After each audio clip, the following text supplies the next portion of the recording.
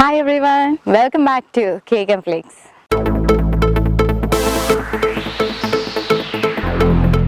അപ്പോൾ നമ്മൾ ഇന്ന് പ്രസൻറ്റ് ചെയ്യാൻ പോണത് ഒരു ചോക്ലേറ്റ് കോട്ടൺ കേക്കാണ്. അപ്പോൾ ഇതിനു മുൻപ് ഞങ്ങളൊരു ജാപ്പനീസ് ചീസ് കേക്ക് ചെയ്തിട്ടുണ്ടായിരുന്നു.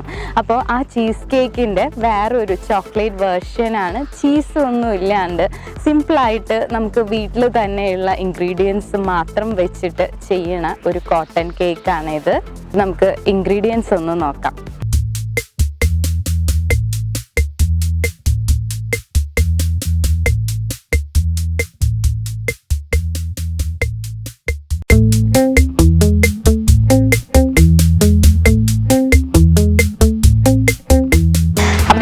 വലിയൊരു ബൗൾ എടുക്കുക. ബൗൾ എടുത്തതിന് ശേഷം നമ്മൾ ഇതിലോട്ട് കുറച്ച് വെജിറ്റബിൾ ഓയിലാണ് ഞാൻ ഇതിലോട്ട് ഒഴിക്കാൻ പോണത്. അപ്പോൾ കുറച്ച് ലൂക്ക്വാം ആയിട്ടുള്ള വെജിറ്റബിൾ ഓയിലാണെങ്കിൽ കുറച്ചും കൂടി നല്ലതാണ്.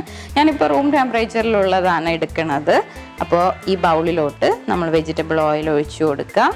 ശേഷം നമ്മൾ കുറച്ച് കൊക്കോ പൗഡർ എടുത്ത് വെച്ചിട്ടുണ്ട്. കൊക്കോ പൗഡർ ഇതിലോട്ട് ആഡ് ചെയ്ത് കൊടുക്കാം. ആഡ് ചെയ്ത ശേഷം നമ്മളൊരു വിസ്ക് വെച്ചിട്ട് നന്നായിട്ട് ഇതിനൊന്ന് മിക്സ് ചെയ്ത് കൊടുക്കാം. മിക്സ് ചെയ്തതിന് ശേഷം ഇതിലോട്ട് നമ്മളൊരു കുറച്ച് മിൽക്ക് ആഡ് ചെയ്ത് കൊടുക്കാൻ പോവാണ്.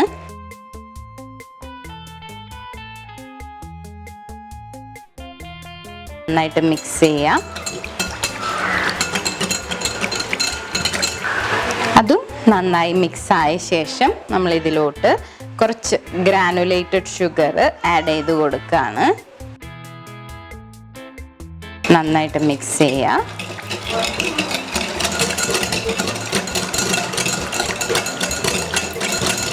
ഇതും നന്നായിട്ട് മിക്സ് ആയ ശേഷം നമ്മൾ ഇതിലോട്ട് എഗ് യോക്സ് ഞാനൊരു 4 എണ്ണം എടുത്തു വെച്ചിട്ടുണ്ട്.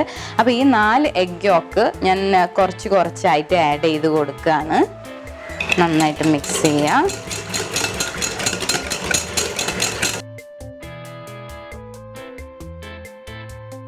നന്നായി മിക്സ് ആയ ശേഷം നമ്മൾ ഇതിലോട്ട് മൈദപ്പൊടി എടുത്തു വെച്ചത് കുറച്ചായിട്ട് ആഡ് ചെയ്ത് കൊടുക്കാം.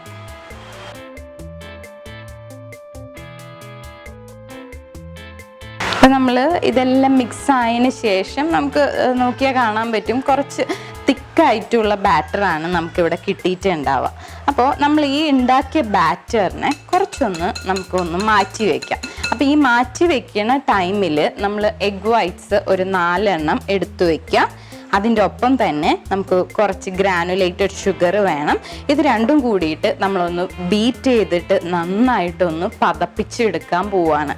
അപ്പോൾ നമുക്കതൊന്ന് നോക്കാം. അപ്പോൾ നമ്മളിനി നമ്മളുടെ ബീറ്ററിലോട്ട് നമ്മളുടെ എഗ് വൈറ്റ്സ് ഞാനൊരു 4 എണ്ണം എടുത്തു വെച്ചത് ഇതിലോട്ട് ആഡ് ചെയ്യാണ്.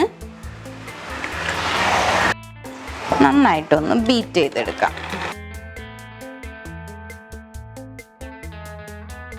ഞാനിവിടെ ജസ്റ്റ് ഒന്ന് ബീറ്റർ ഓഫാക്കിയിട്ടുണ്ട്. അത് എന്തിനാന്ന് വെച്ചിട്ടുണ്ടെങ്കിൽ നമ്മൾ ഈ ഒരു മുട്ട നന്നായിട്ട് അടിഞ്ഞു വന്ന ശേഷം ഈ ഷുഗർ നമ്മൾ ഇതിൻ്റെ ഇടയിലാണ് ഇട്ട് കൊടുക്കാൻ പോണത്.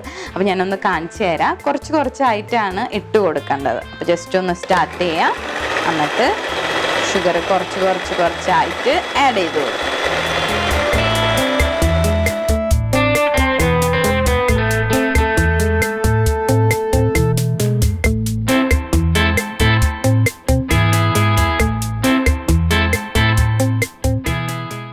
അപ്പോൾ നമ്മൾ നന്നായിട്ട് പതഞ്ഞ് വന്ന മുട്ടയിലോട്ട് നമ്മൾ കുറച്ച് വാനില എസൻസ് ഒഴിച്ചു കൊടുക്കുകയാണ്.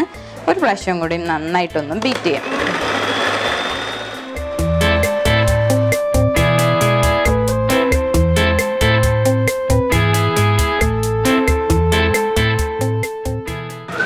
അപ്പോൾ നമ്മൾ മുട്ടയുടെ വെള്ളമൊക്കെ നന്നായിട്ട് അടിഞ്ഞ് വന്നിട്ടുണ്ട്. ഇനി നമ്മൾ ഈ മുട്ടയുടെ വെള്ളം നമ്മൾ നേരത്തെ മിക്സ് ചെയ്ത് വെച്ചിട്ടുള്ള ബാറ്ററിലോട്ട് ചേർത്തിട്ട് നന്നായിട്ടൊന്ന് ഒന്നും കൂടി മിക്സ് ചെയ്തെടുക്കാൻ പോവാണ്.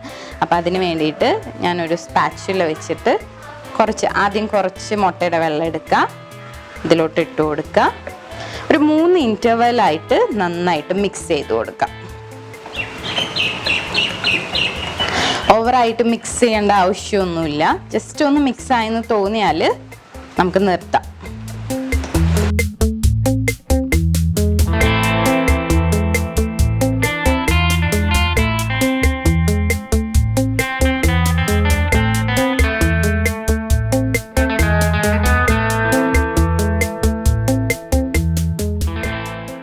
അപ്പോൾ ഞാനിവിടെ യൂസ് ചെയ്യാൻ പോകുന്നത് 6 ഇഞ്ചിൻ്റെ ബേക്കിംഗ് ട്രേ ആണ്.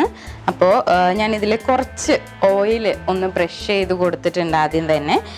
ഇനി നമ്മൾ ഒരു ബട്ടർ പേപ്പർ റൗണ്ട് ഷേപ്പിൽ മുറിച്ചിട്ട് സെൻറ്ററിലോട്ട് ഇട്ട് കൊടുക്കുക. സൈഡിലും ഇതുപോലെ തന്നെ നമ്മൾ പ്ലേസ് ചെയ്ത് കൊടുക്കുക ബട്ടർ പേപ്പർ.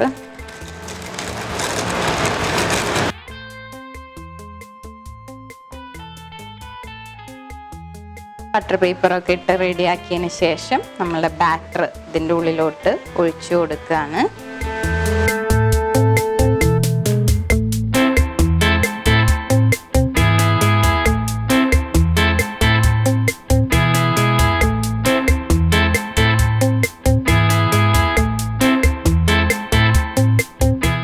ടാപ്പ് ചെയ്യാം.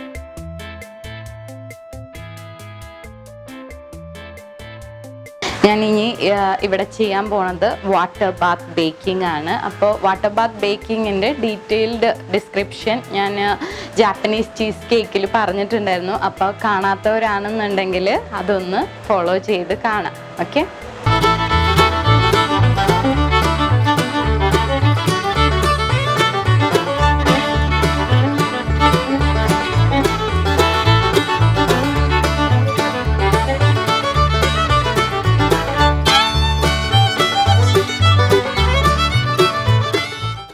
അപ്പോൾ ചോക്ലേറ്റ് കോട്ടൺ കേക്ക് എല്ലാവർക്കും ഇഷ്ടപ്പെട്ടു എന്ന് വിശ്വസിക്കുകയാണ്. എല്ലാവരും ട്രൈ ചെയ്ത് നോക്കുക.